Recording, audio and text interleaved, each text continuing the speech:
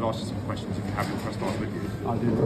May I see it, please? Yes. Perfect, thank you. This is West London, the borough of Hammersmith and Fulham, where the local council is going to be the first in the country to install its own facial recognition cameras. These are cameras that can recognise each individual just by their face, rather like recognising fingerprints, and will be able to track our movements all over the borough. They say it's going to help combat crime, petty crime, drugs, vandalism, that sort of thing.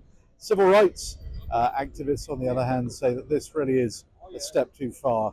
They're already uncomfortable that the Metropolitan Police have facial recognition cameras. Those are cameras that can follow you anywhere by your face.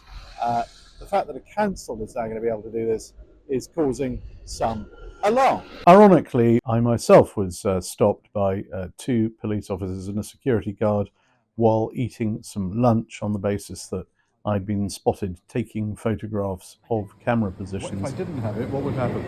Well, I'd just be asking questions about why you didn't want to, if you're here for that reason. Well, I am, but in this country we have a tradition of not having to show our papers to walk down the street.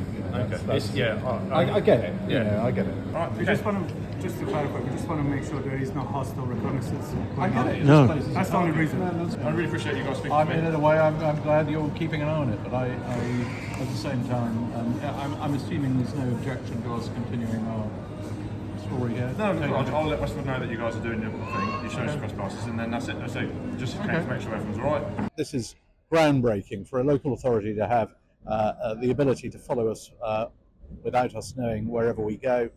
That's a first. So it is an Orwellian development, and the debate is only just starting.